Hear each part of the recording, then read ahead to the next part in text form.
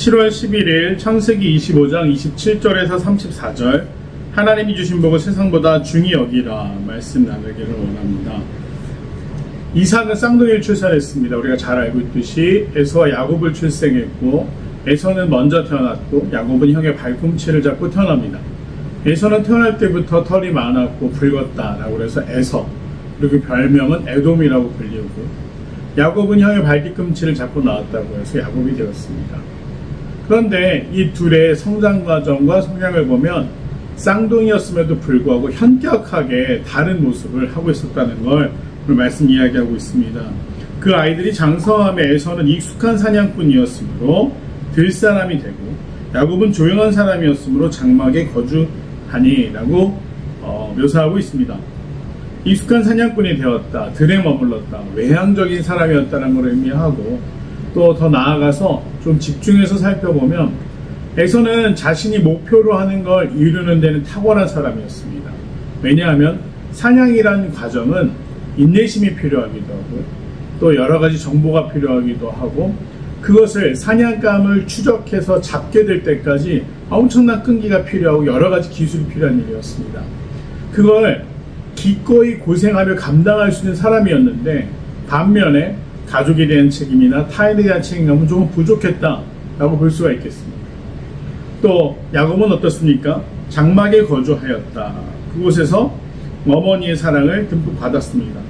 이 에서는 다양한 것들을 사냥해 오면서 아버지한테 별미를 만들어 드렸고, 그래서 이삭은 첫째 아들 에서를 그가 아버지한테 잘 하기도 했고, 또 여러 가지 본인과 다르게 외향적인 성격들을 보면서 굉장히 첫째를 사랑했다는 걸 알 수 있고요. 반면에 아내였던 리브가는 장막에 거주했던 야곱을 사랑했다는 걸 알 수가 있습니다. 이 장막에 거주했다는 건 단순히 내향적인 사람이었다는 게 아닙니다. 나이가 들어가는 부모님을 도와서 집안의 대수사를 처리하는 역할을 누가 감당했다는 겁니까? 야곱이었습니다. 양들이 새끼를 낳을 때, 양을 돌보기 위해서 울타리를 고쳐야 될 때, 집안의 여러 가지 일들을 처리해야 될 때, 형은 사냥을 나가서 몇 날 며칠을 돌아오지 않았는데, 이 장막에 남겨진 야곱은 어떻게 해야 됐습니까? 그 안에서 아버지를 도와 어머니를 도와 처리해야 될 많은 일들을 처리해야만 했다. 그래서 야곱에게는 관리자적인 능력도 어려서부터 또 이렇게 훈련받았던 그런 것들을 우리가 유추해 볼 수가 있습니다. 이 생각해 볼 때 서로 다른 성향, 또 서로 다른 부모의 편애 가운데 이 쌍둥이가 자라게 되는데, 사실 표면적으로는 형제였지만 서로 어떻게 보면 쌍둥이라는 특성 때문에 더 경쟁할 수밖에 없고 대척점이 있었다라고 볼 수가 있습니다. 이 야곱이 죽을 썼는데 때마침 에서가 들에서 돌아와 심히 피곤하였다, 성경은 이야기하고 있습니다. 그리고 동생에게 이야기하죠. 그 붉은 것을 내게 먹게 하라. 그래서 에서의 별명은 에돔이었다. 하여튼 그 식욕을 자극하는 붉은 음식, 죽, 우리가 잘 알기는 팥죽이라고 알려져 있고, 성경학자들은 분석하기를 중동에는 팥, 그 다음에 렌틸콩, 쌀 같은 것들을 함께 끓여서 먹는 식문화가 남아있었기 때문에 아마 그런 것들이 아니었을까 생각해 봅니다. 그래서 에서가 굶주린 가운데 그것을 좀 먹었으면 좋겠다라고 얘기를 하자 야곱은 그냥 주지 않죠. 형의 장제의 명분을 오늘 내게 팔라라고 이야기를 합니다. 농담 같기도 하고 사실 별 큰 의미를 에서는 두지 않았을 겁니다. 동생이 내가 형아할게, 쌍둥이 형제 아니었습니까? 나이 차이가 많이 나는 것도 아니고 같은 날 같은 시에 태어났는데 누가 먼저 나왔느냐에 따라서 장자와 차남으로 나눠진 것이죠. 그래서 이 에서는 그래 네가 형아 해라 라고 얘기하면서 장자의 명분을 팔기로 합니다. 그리고 동생에게서 죽을 얻어먹죠. 에서가 뭐라고까지 이야기를 했냐면, 에서가 이르되 내가 죽게 되었으니 장자의 명분이 내게 무엇이 유익하리요. 그러자 야곱이 다시 한번 확인하죠. 오늘 맹세하라. 에서가 맹세하고 장자의 명분을 야곱에게 판지라. 근데 이게 왜 중요하냐? 지금 당장은 아버지가 건강하시고 언제 돌아가실지 모르기 때문에 그때 가서 기억이나 하겠어. 그래서 굉장히 가볍게 여겼어요. 하지만 야곱은 맹세하라고 이야기를 합니다. 굉장히 치밀한 거죠. 당신은 이 가정의 상속자로서 자격이 없다라는 거예요. 자기가 원하는 일 위해 들판으로 뛰어나가고 자기가 원하는 사냥감들, 희귀한 사냥감들, 강력한 사냥감들 잡기 위해서 들을 누비며 다니면서 가족을 돌보지 않는 네가 장자로서의 권리가 있느냐라는 어떻게 보면 내면에 쌓아왔던 불만과 불평이 표출된 것일 수 있습니다.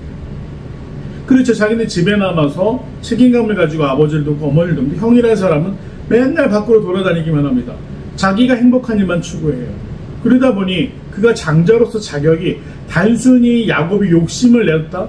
그것보다는 장자로서 자격이 없다라고 생각하며 성장했을 가능성이 더 큰 것으로 보입니다.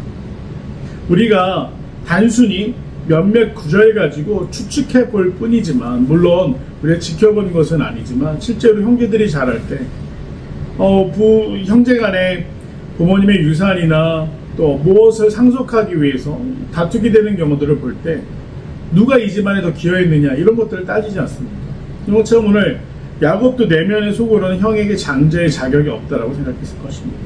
그리고 그 명분을 이 팥죽 한 그릇에 팔라라고 시험해 보지만 이 형은 어리석게도 음식 한 그릇에 자신의 장자의 명분을 팝니다. 그걸 자기가 입으로 팔았다고 해서 진짜 내가 장자가 아니게 되느냐? 그건 아니지 않냐? 라고 생각했을 수도 있습니다. 하지만 야곱은 맹세까지 요구하면서 장자의 명분을 팔았고, 이 성경은 기록하기를 떡과 팥죽을 에서에게 주며 에서가 먹고 마시며 일어나갔으니 에서가 장자의 명분을 가볍게 여겼다.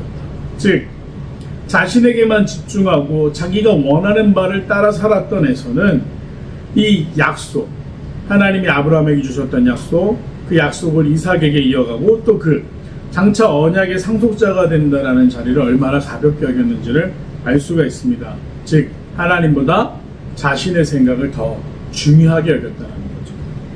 그래서 이 야곱은 정말 몇 분 차이 나지도 않는 저 무책임한 형이 아버지의 모든 재산을 물려받고 장자로서의 권리를 주장한다는 건 말이 안 된다라고 생각했을 수 있습니다. 그리고 오늘 형에게서 그것을 팥죽 한 그릇, 한 끼의 식사로 장자의 명분을 샀다라고 생각하는 것이죠. 그럼 실제로 어떻게 됩니까? 우리는 이 이야기의 결말을 알고 있습니다.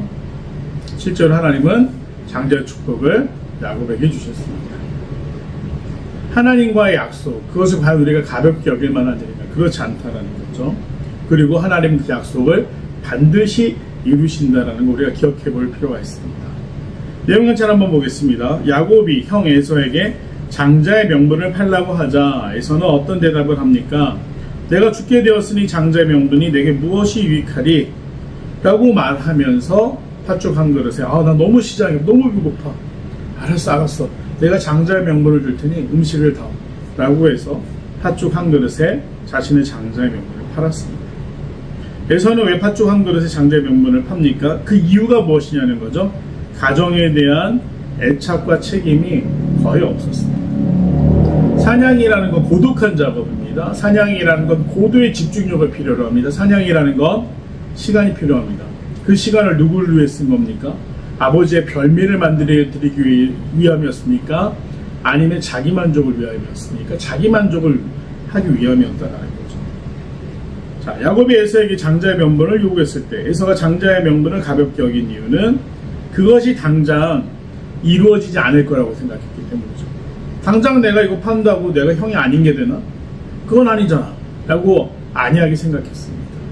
하지만 그에겐 책임감도 없었고 언약도 가벼이 여겼다는 거. 결국 나중에 이삭이 누구를 장자로 축복하게 됩니까? 오늘 이 이야기의 결말은 바로 야곱이 장자의 축복을 받게 된다라고 이어지고 있습니다. 느낀 점, 당장의 배고픔 때문에 장자의 명분을 팥죽 한 그릇과 바꾼 에서를 보면서 무엇을 느낍니까? 여기 중요한 인사이트가 있습니다. 우리가 깨달아야 되는 것이죠. 눈과 귀와 입을 만족하는 삶. SNS나 그들의 하는 이야기들을 들어보게 되면 얼마나 자기를 위해서, 자기 만족을 위해서 살고 있는지 전혀 부끄러워하지 않고 이야기하는 그런 시대를 살아가고 있습니다. 눈을 만족시키는 게 얼마나 즐겁겠습니까? 귀를 만족시키는 게 얼마나 즐겁겠습니까? 입을 만족시키는 게 얼마나 즐겁겠습니까? 길어야 반나절, 하루, 혹은 1년? 그 시간 가운데 정말로 그게 진정한 만족인가? 우리가 간절히 바라는 것들을 얻게 되면 막상 실망할 때가 있습니다. 저도 어린 시절에 꼭 가지고 싶었던 장난감이 있었습니다. 어른이 됐는데 어느 날 마트 아이들과 장난감 코너를 지나가는데 그 장난감이 다시 나온 겁니다. 너무 기뻐서 그때는 내가 부모님의 허락 없이는 그리고 용돈도 충분치 않았기 때문에 못 샀지만 지금은 얼마든지 살 수 있다. 기쁜 마음에 막 두근거리는 마음에 그때 못 샀었으니까 라는 생각에 사가지고 집으로 와서 열었습니다. 근데 그 순간에 제 눈앞에 놓인 건 정말 초라하기 그리고 정말 내가 이걸 그렇게 갖고 싶었나 했던 장난감이 있을 뿐이었습니다. 결국 아이들 손에 넘어가 부서지게 되고 망가지게 됐는데 그것을 생각해 볼 때 제가 지금 장난감이라고 표현했지만 내가 간절히 바라던 것 어떤 차를 사고 싶다, 땅을 사고 싶다, 건물을 사고 싶다, 돈을 많이 벌고 싶다. 그 순간에 어떨까요? 진짜 우리가 만족할 수 있겠습니까? 진짜 만족은 오감에서 오는 것이 아닙니다. 진짜 만족은 어디에서 옵니까? 진짜 만족은 영감에서 오는 것입니다. 우리 영혼을 기쁘게 하는 일, 내 마음을 평안한 일, 내 안에 가장 깊은 곳의 중심에서부터 즐거워하며 기뻐하며 안심할 수 있는 일, 바로 영감을 만족시키는 일인데 올해 이 에서는 오감을 만족시키기 위해서 집중했기 때문에 영감을 만족시키는 일에 대해서 둔하게 반응하게 됩니다. 오늘 한 영혼 그리고 그 하나님의 언약이 한 민족을 이루게 되는 그 중심에서 에서라는 사람이 보여준 경솔함을 우리가 경계하며 배울 수가 있습니다.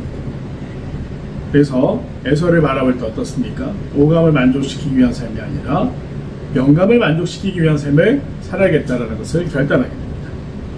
세상의 유혹과 물질의 욕심에 눈이 멀어 하나님을 멀리 했던 적은 언제입니까? 하나님만이 주실 수 있는 참된 복과 사명을 가장 가치 있게 여기며 살기 위해 구체적으로 무엇을 실천하겠습니까? 청년의 시절에는 사랑하는 사람이나 배우자나 직장을 선택하는 일에서 또 우리가 결혼이나 결혼 이후에 중년의 삶을 살면서는 자식이나 내가 누리고 있는 것들이 자랑이 되지 않기 위해서 우리가 무엇을 자랑하고 무엇을 소망해야 되는가, 하나님이 무엇을 기뻐하시는가를 집중할 수 있었으면 좋겠습니다. 야곱은 책임감을 가지고 부모 곁을 지켰습니다. 하나님도 하나님 곁을 하나님의 자녀들이 지키기를 기다리고 계십니다. 우리가 어느 자리에 있어야겠습니까? 무엇을 위해서 열심히 살아야겠습니까? 단순히 오감이나 나의 인생의 목적을 이루기 아니라 하나님께 진정으로 기쁨이 되는 삶을 살기 위해서 그것을 위해 노력할 수 있는 필그림교회 귀한 성도들이 되시기를 간절히 소망합니다. 계속해서 무더운 날씨가 이어지고 있습니다. 또 어린이부서 성경학교가 이제 시작됩니다. 은혜 가운데 이 더운 날씨 가운데 아이들이 지치지 않도록 무엇보다 앞서 말씀드린 것처럼 야곱과 같이 영감을 만족시키기 위할 수 있는 시간이 될 수 있도록 함께 기도해 주시고 또 이 더운 날씨 가운데 늘 강건하시기를 소망하고 축복합니다.